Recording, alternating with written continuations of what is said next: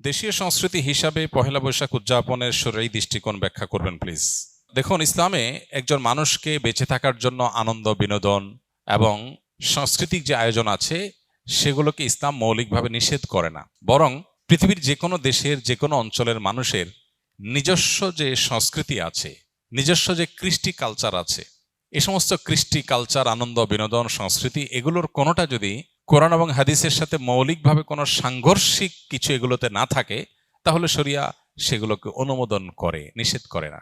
যেমন আমাদের নবী করিম সাল্লাল্লাহু আলাইহি সাল্লাম মক্কায় এবং মদিনায় তার এই উভয় জীবনে মক্কার এবং মদিনার মানুষদের আবহমান কাল থেকে চলে আসা অনেক কৃষ্টি কালচার আছে যেগুলোকে তিনি অস্বীকার করেননি, যেগুলোর সাথে কোরআন এবং হাদিসের কোনো সংঘর্ষ নেই।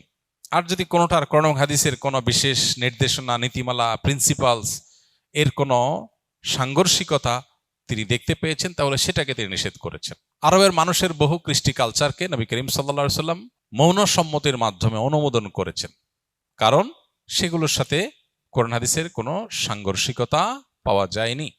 পহেলা বৈশাখের কথা যদি আমরা বলি, তাহলে সেক্ষেত্রে আমরা দেখতে পাই পহেলা বৈশাখ এটা আসলে বাংলাদেশের বা বাঙালি জাতির আবহমান কাল থেকে চলে আসা কোনো কালচার কি না। পহেলা বৈশাখের যে রূপ আমরা দেখতে পাই এখন, এটা তো শুরু হয়েছে 1989 সাল থেকে। ধাপে ধাপে এটা পরিবর্তিত হয়েছে, সেটা আমরা জানি সবাই। বাট এটার একেবারে প্রাচীন রূপ যদি আমরা দেখি পহেলা বৈশাখের, তাহলে দেখতে পাই পহেলা বৈশাখ উপলক্ষে মূলত জমিদারি প্রথা যখন চালু ছিল এ অঞ্চলে, তখন জমিদাররা বছরের যে খাজনা নিত কৃষকদের কাছ থেকে, এই খাজনা তোলার শেষে বছরের প্রথম দিনে তারা এই পহেলা বৈশাখে তারা একটু মিষ্টি মন্ডা প্রজাদেরকে খাওয়াতো। তাহলে এটা ছিল খাজনা উত্তোলন উৎসব, যেটা করতো জমিদারেরা। জমিদার প্রথা বিলুপ্ত হয়ে যাওয়ার পর এই খাজনা উত্তোলন প্রথাও বিলুপ্ত হয়ে গেছে। এরপরে পহেলা বৈশাখের দ্বিতীয় ধাপে যে কালচারটা আমরা আমাদের শৈশব থেকে দেখে বড় হয়েছি গ্রাম বাংলায়, সেটা হলো গ্রামে শহরে সব জায়গায় একটা কালচার ছিল, সেটা হলো হাল খাতা। সারা বছর যত রকমের ব্যবসা বাণিজ্য হতো, বিশেষ করে মুদি মালামাল, অন্যান্য যে সমস্ত সব রকমের ব্যবসা বাণিজ্যই যেগুলো চলমান ছিল, দোকানদারেরা তাদের সারা বছরের যে লেনদেন হতো, বাকিতে যে লেনদেন হতো, এই সব পাওনাদারদেরকে চিঠি দিত চৈত্র মাসে যে পহেলা বৈশাখ শুভ হালখাতা, দোকানে আসবেন, দেনা পরিশোধ করবেন, যেহেতু দেনা পরিশোধ করছেন সেজন্য আপনাকে একটু মিষ্টিমুখ করানো হবে। এই হালখাতার কালচার গ্রামে শহরে সব জায়গায় ব্যাপকভাবে আমাদের দেশে প্রতিষ্ঠিত ছিল। সারা বছরের দেনা পহেলা বৈশাখে এসে পরিষ্কার করে, ক্লিন করে, নতুন করে আবার খাতা খোলা হতো। এই জন্য এটার নাম ছিল হাল খাতা। এই হাল খাতা হলো পহেলা বৈশাখের দ্বিতীয় ধাপের সংস্কৃতি বাংলাদেশের মানুষের বা বাঙালির। এরপরে 1989 সালে মূলত ঢাকা ইউনিভার্সিটির চারুকলা ইনস্টিটিউট থেকে কিছু শিক্ষক শিক্ষার্থীদের উদ্যোগে সর্বপ্রথম পয়লা বৈশাখ উপলক্ষে যে শোভাযাত্রা বের করা হয়, সেই শোভাযাত্রার নাম ছিল কি? আনন্দ শোভাযাত্রা। কিছুদিনের মধ্যেই সেটার নাম পরিবর্তন হয়ে গেল মঙ্গল শোভাযাত্রা। তারপরে আবার সেটা পরিবর্তিত হয়ে এখন বৈশাখী শোভাযাত্রা বা অন্য কোনো নাম পর্যন্ত হয়তো এসে ঠেকেছে। এই যে মঙ্গল শোভাযাত্রা, যেটি পহেলা বৈশাখ উপলক্ষে দীর্ঘ বেশ অনেক বছর যাবৎ খুব ঘটা করে প্রতিপালিত হয়েছে আমাদের সমাজে, এটা প্রথম কথা হলো বাংলাদেশের মানুষের বা বাঙালি জাতির আবহমানকাল থেকে চলে আসা কোনো কালচার না। কৃষ্টি বা কালচার কোনো কলেজ বিশ্ববিদ্যালয় থেকে পরিকল্পিতভাবে নোট লেখে একদম সাজিয়ে গুছিয়ে কোনো কৃষ্টি বা কালচার এভাবে শুরু হয় না। আমাদের বাংলাদেশের মানুষের যে আবহমান কাল থেকে যে চলে আসা কালচারগুলো একেবারে মানুষের ভেতর থেকে উঠে এসেছে, এই পহেলা বৈশাখ উপলক্ষে মঙ্গল শোভাযাত্রার নামে যা হচ্ছে, অন্তত এটা কখনো সে আবহমানকাল থেকে চলে আসা বাংলাদেশের মানুষের মধ্য থেকে গড়ে ওঠা, বেড়ে ওঠা কোনো কৃষ্টি বা কালচার না।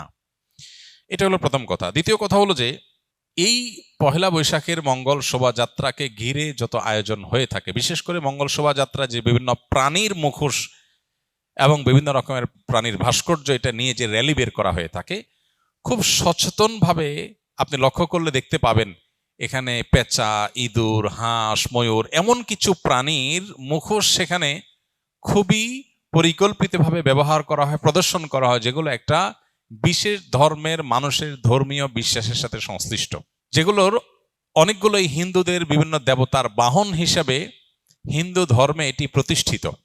এবং এই যে শোভাযাত্রা হয়ে থাকে, এই শোভাযাত্রার আয়োজক চারুকলা ইনস্টিটিউট সংশ্লিষ্ট শিক্ষকবৃন্দ ব্যক্তিবর্গ বিভিন্ন সময়ে যে সমস্ত বক্তব্য পত্রপত্রিকা দিয়েছেন, আপনি এখনো গুগল করলে, অনলাইনে সার্চ করলে আপনি দেখতে পাবেন যে তারা স্পষ্ট করে বলেছেন মঙ্গল শোভাযাত্রাটা হলো মঙ্গলের উদ্দেশ্যে যাত্রা। মানে এই যাত্রা কেন হচ্ছে? যাতে করে মঙ্গল আসে। তো একজন ইমানদার তিনি মঙ্গল আসার জন্য দোয়া করবেন আল্লাহর কাছে, আর চেষ্টা করবেন, পরিশ্রম করবেন। প্রতিদিন প্রতি ওয়াক্ত নামাজে আল্লাহ আমাদেরকে মুয়াজ্জিনের মাধ্যমে ডাক দিচ্ছেন, হাইয়া আলাস সালাহ হাইয়া আলাল ফালাহ, মঙ্গলের পথে আসো। প্রতিদিন 5 বার ডাকা হচ্ছে সালাতে আসার, আল্লাহর কাছ থেকে দোয়া করে প্রার্থনা করে মঙ্গল চাওয়ার নির্দেশ আমাদেরকে দেয়া হচ্ছে। সেখানে এই বিশেষ প্রাণীর মুখোশ এটা ধারণ করার, র্যালিতে নিয়ে বের করার মধ্য দিয়ে মঙ্গল আসতে পারে বা মঙ্গল এভাবে আহ্বান করে মঙ্গল আনা যেতে পারে, এরকম বিশ্বাস করা ইমানের সাথে অসঙ্গতিপূর্ণ। এই বিষয়গুলোকে সামনে রাখলে স্পষ্ট হয় যে এটা আসলে মুসলমানদের ওপর চাপিয়ে দেওয়া একটা সংস্কৃতি, যেটা মূলত অনেক ক্ষেত্রে হিন্দু ধর্মের মানুষদের সংস্কৃতি, সেটা মুসলমানদের উপরে চাপিয়ে দেওয়া হচ্ছে। পহেলা বৈশাখকে ঘিরে, মঙ্গল শোভাযাত্রাকে ঘিরে যে কালচার, যে কৃষ্টি আমাদের সমাজে আজ পরিচিতি লাভ করেছে, যেটা আমরা মঙ্গল শোভাযাত্রা দেখতে পাই, এইটাতে আপনি যে সমস্ত উপাদান দেখতে পাবেন, এগুলো মূলত একটা বিশেষ ধর্মের মানুষের ধর্মীয় বিষয় আশয়, সেগুলোকে বাঙালি সংস্কৃতির নামে আমাদের সমাজে গেলানো হচ্ছে। খুবই দুর্ভাগ্যজনক বাস্তবতা। নবীজি বলেছেন, মান তাশাব্বাহা বিকওমিন ফাহুয়া মিনহুম, যে ব্যক্তি কোনো জাতির সাথে সাদৃশ্য গ্রহণ করবে সে তাদের অন্তর্ভুক্ত হয়ে যাবে। এ ব্যাপারে আমি লক্ষ্য করেছি বেশ কয়েক বছর আগে থেকে। গত পরশু দিনও আমি আবারও এ বিষয়ে অনলাইনে সার্চ করে দেখেছি। কলকাতার আনন্দবাজার পত্রিকা 2018 সালের 15ই এপ্রিল একটা রিপোর্ট করেছে বাংলাদেশের পহেলা বৈশাখ উৎসব নিয়ে। সেটা শিরোনামটা খুবই গুরুত্বপূর্ণ এবং আমাদের চিন্তার খোরাক যোগাবে। এখনো সেটা অনলাইনে আছে।